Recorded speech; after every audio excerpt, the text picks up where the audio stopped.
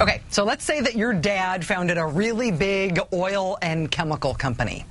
Let's say, just for the sake of argument, that it's the biggest privately held oil and chemical company in the whole world, the second largest privately held company of any kind in the whole country. And because your dad founded that company, and because Dad's will was awesome, you and your brother are now tied in the rankings for the 9th richest men in America.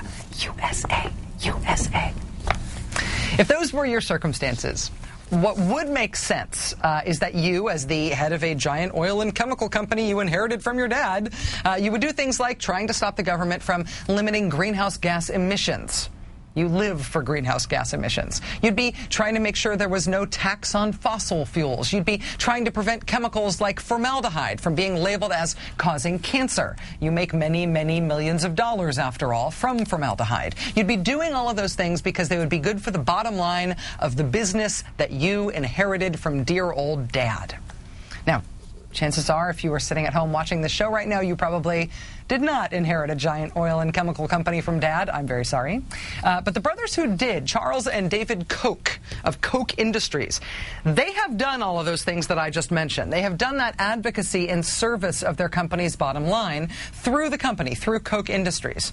But they've also funneled a ton of money into organizations with really innocuous-sounding names. Groups like Citizens for a Sound Economy. Who's against that? Or Citizens for the Environment. Sounds like hippies. There's also David Koch's latest venture, Americans for Prosperity. Who's against prosperity? All of these groups have been started or funded by the Koch brothers, and they just happen to serve the financial interests of Koch Industries. Last summer, we discovered it was groups like Americans for Prosperity that were largely behind all of the supposedly organic grassroots Tea Party rallies around the country. They were paying for the buses, organizing the speakers, putting together training kits for attendees, providing talking points, designing the websites, all that stuff. However legitimate the personal fervency of the activists, Tea Partiers who attended these rallies, particularly the early ones, were essentially instructed to rally against things like climate change legislation by billionaire oil tycoons.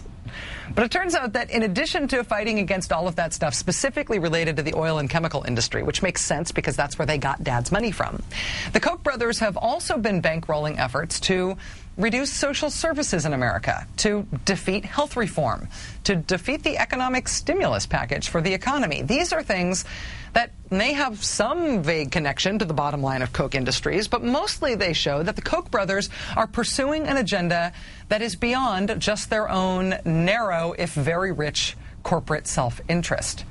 They have an interest that is hardcore ideological, hardcore conservative. And Dad's money to pursue that agenda, turns out, goes a long, long way. Joining us now for the interview tonight is the New Yorker's Jane Mayer, author of Covert Operations, the billionaire brothers who are waging a war against Obama. Jane Mayer, thanks very much for joining us tonight.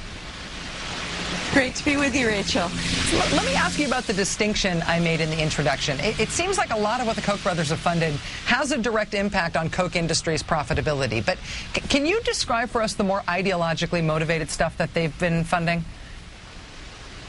Well, sure. I mean, the two interests do dovetail to a large extent, but they are very hardcore libertarian ideologues, and they have been for many years. And their early years, actually, are very revealing. I go into the family story to some extent in this piece in the New Yorker, and they were early backers of and followers of a man named Robert Lefevre, who was really an anarchist and believed that the government should be completely decimated, basically. The only thing he believed in was a government that would protect individual rights. And so from those early days, they were supporters of getting rid of things like Social Security, income taxes, all kinds of regulations. They wanted to get rid of the FBI, the CIA.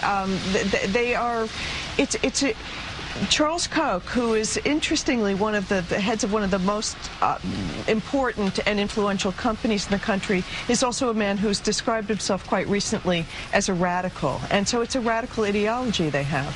One of the things that is striking is the distance between the sort of John Birch era Koch the father ideology that you described and modern day, even very far right conservatism. For example, the idea of getting rid of the FBI and the CIA is something that would strike a lot of today's modern sort of national security conservatives as kind of off the deep end, right?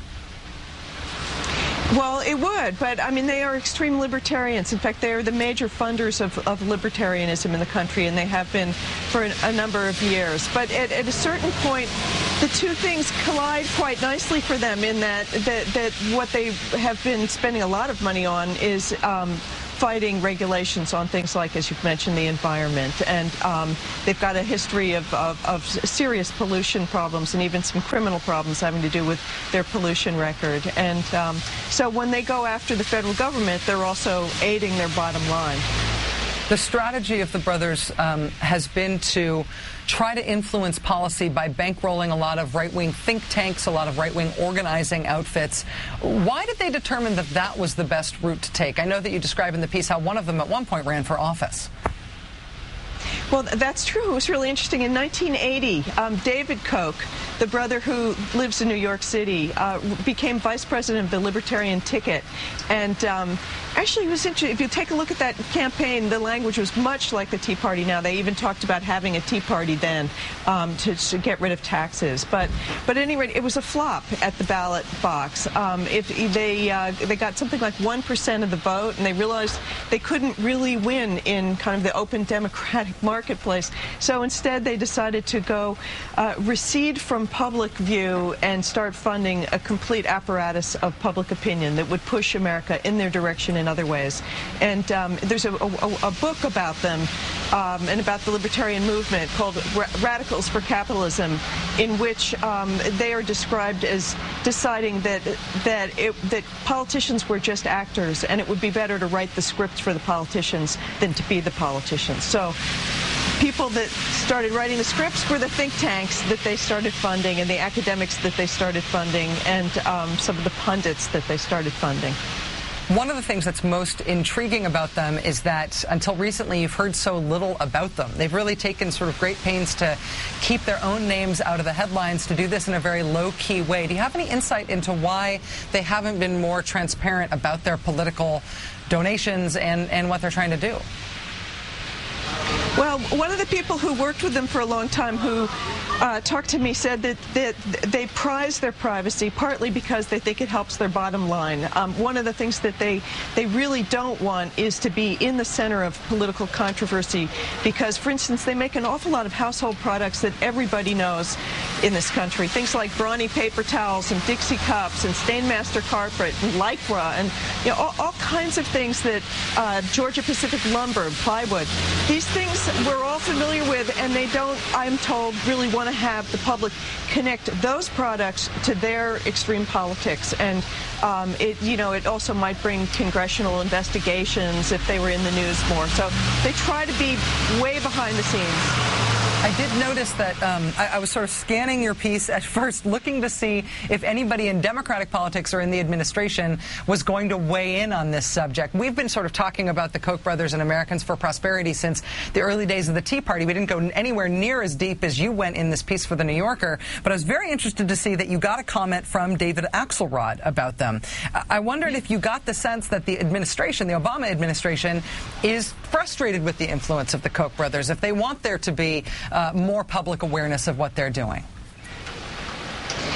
I mean, I can't really speak for the White House, but I get the feeling that what they're frustrated about is that the Tea Party's been able to be portrayed through most of the media, not necessarily yours, because you've done a terrific job on covering Americans for Prosperity, but many places it's been considered a kind of a spontaneous uprising that just came from nowhere. And there is certainly for real anger out there in the country. But what I think is frustrating for the White House, from what I can see, is that very few people have connected the dots to explain the corporate interests that are organizing a lot of it and who are trying to exploit it in many ways, push their own agenda, organize people so that, as you mentioned, they will start rallying against things like cap-and-trade policy and energy. These are issues that are pretty abstruse issues to many people. They're not usually the kinds of bread-and-butter issues that people go out in the street street for, but they're big issues for fossil fuel industries, and they're pushing the Tea Party in that direction. AstroTurf is, after all, a petroleum product. We should be reminded. Jane Mayer, author of the must-read piece on the Koch brothers in the latest issue of The New Yorker. It's linked at our blog at Maddow blog today. Jane, thanks very much for your time tonight. Really appreciate it. Thanks for having me.